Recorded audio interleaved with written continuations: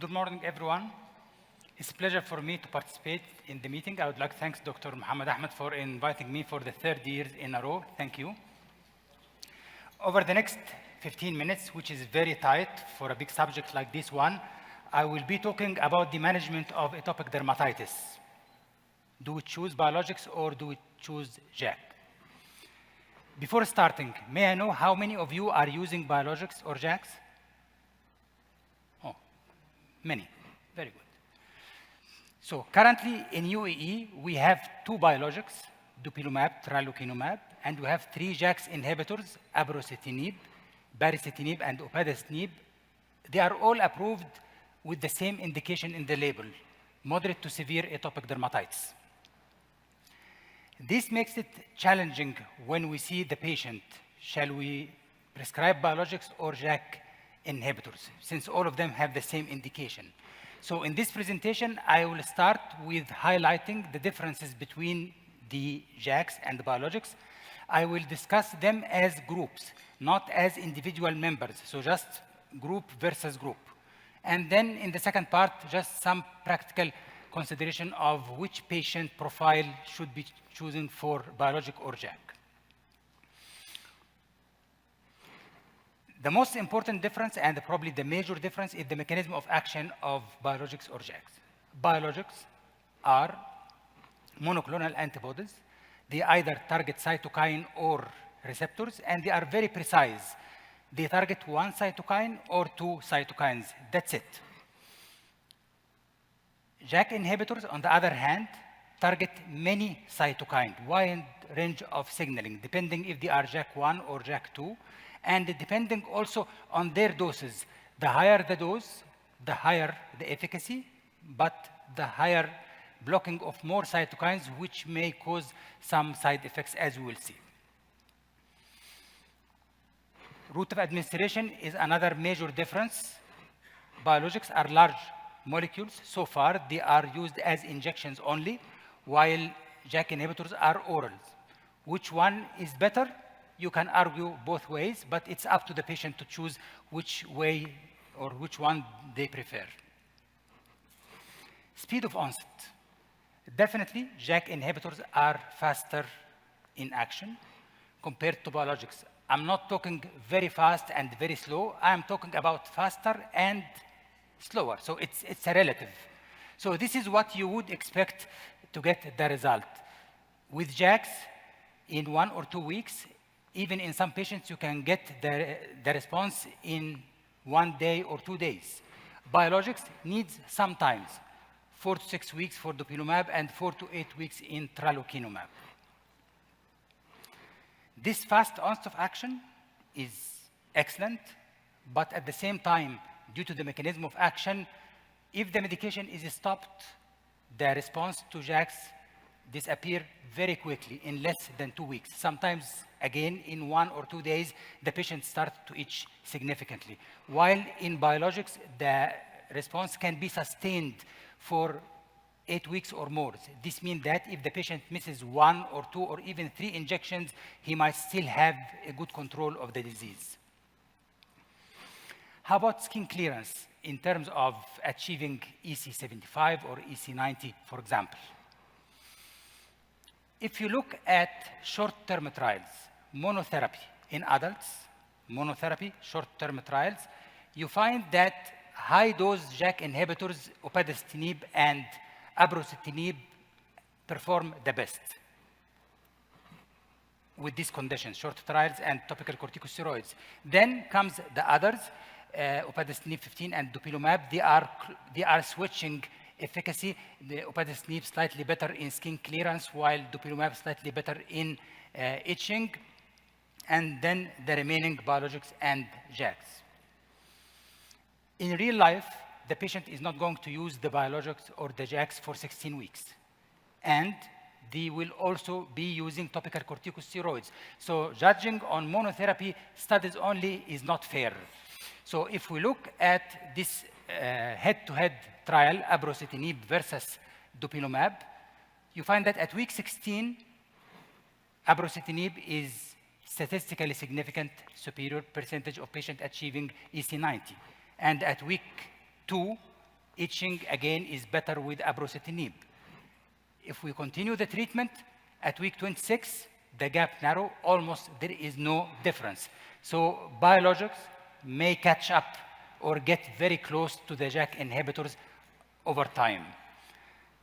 In general, if you look at the data beyond 16 weeks and with topical corticosteroid treatment, these are not head-to-head studies, so they are not really very precise, but until we have such head-to-head studies, we will rely on this indirect comparison. So at week 16, clearly, upadacitinib 30 milligram is superior to dupilumab, a difference of 23%, and to tralokinumab, a difference of 30%, which is significant difference. At week 23, the gap narrow. You can see just 5% difference between upadacitinib and dupilumab, and 9% with the tralokinumab. At week 52, only 4% difference. So apparently, biologics over a longer period of time may catch up, or at least getting very close to the JAK with regard to skin clearance. With regard to safety, specifically serious side effects, biologics comes with almost clean sheet. JAK inhibitors have warning of these side effects you see here on the slide, which looks scary on the slide to have all this warning, but they are very, very rare, especially if you select patients without risk factors for these side effects. This warning was mainly based on studies on tofacitinib, pan-JAK inhibitors in rheumatoid arthritis patients, different patients profile, different age, on multiple medications, so we cannot really extrapolate this data to our patient's profile. So although it looks serious on the slide, but in real life it is not that serious, but we have to be careful because this is in the label and warning. With regard to other not serious side effects, biologics come with conjunctivitis.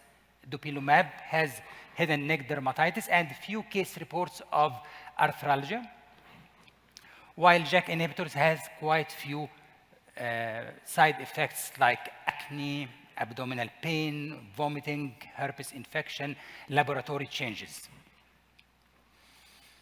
Again, with lab monitoring, dupilumab, tralokinumab do not need any lab monitoring, while there is a set of lab tests that should be done before starting JAK inhibitors and throughout the treatment depending on the patients.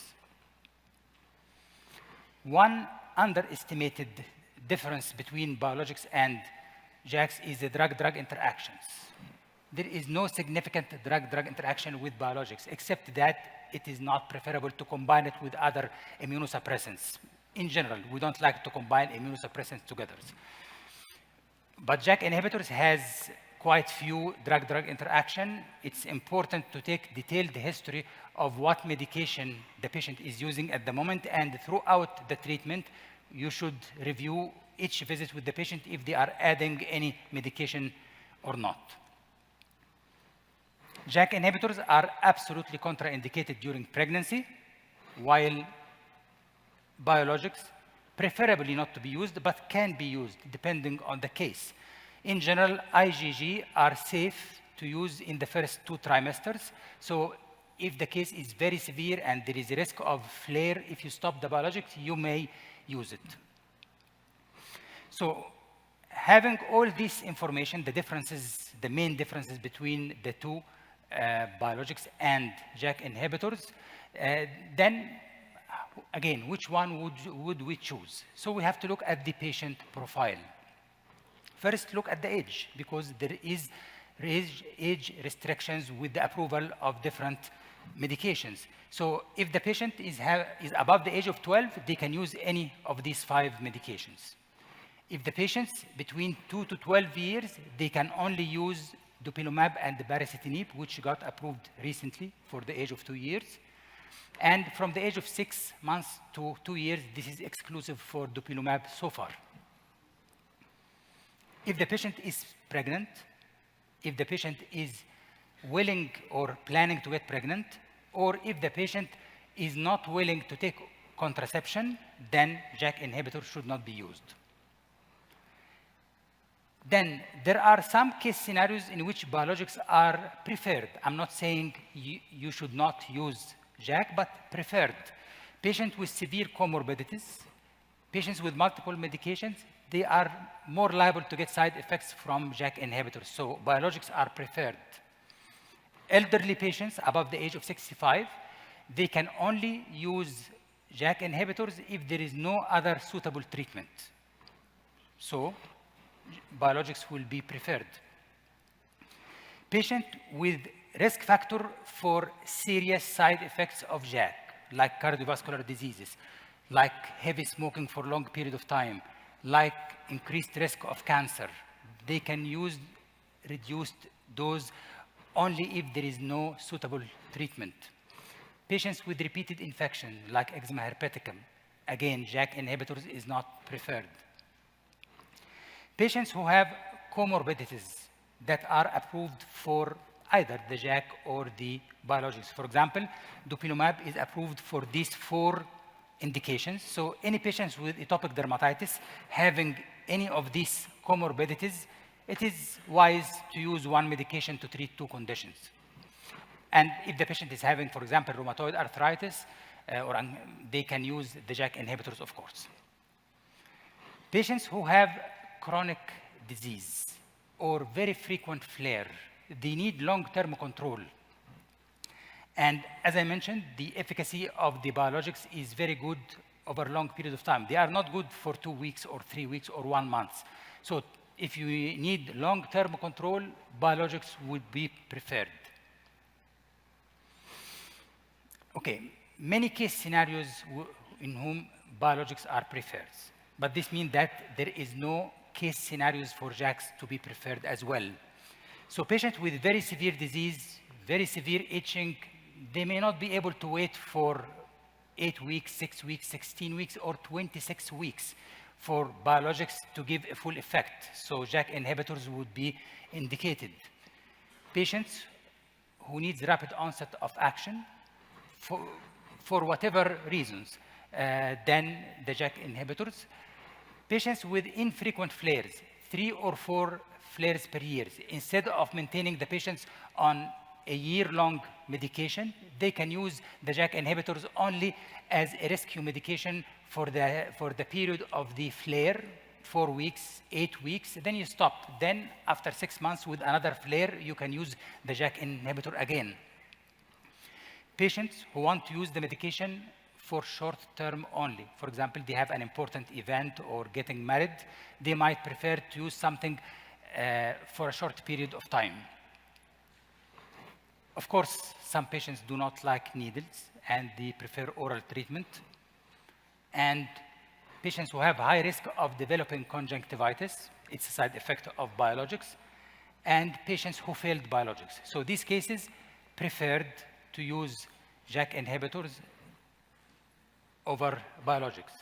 So this is the patient's profile that you can make you lean toward either biologics or JAK inhibitors, but they are not absolute indication. Any of these lists here on your left side, you can still use JAK if required, and the reverse is also true. So in real practice, you have 1 patient, you have 5 medications, and there are many variables that are related to the medication. So the final decision actually should be based on shared decision-making with the patient preference. The patient should be given enough information whenever possible.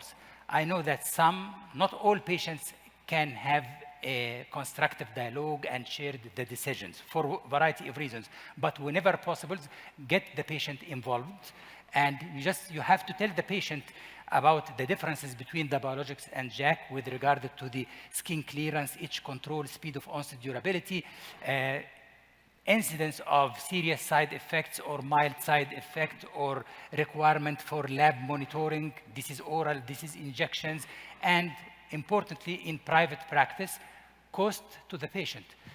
if the patient will pay from his own pocket or he will pay co-payment, that may make a difference. Some patients may choose safety over anything else. Some other patients may choose efficacy over anything else. So it's up to the patient to decide at the end. In summary, there are many differences, clear differences between biologics and JAK inhibitors. These are the list. I have reviewed all of them with you. Look at the patient profile. Give the patient idea of whether biologics or JAKs are preferred. And shared decisions is the best way to get the proper treatment for the patient. Thank you very much for your attention. Thank you. Thank you very much.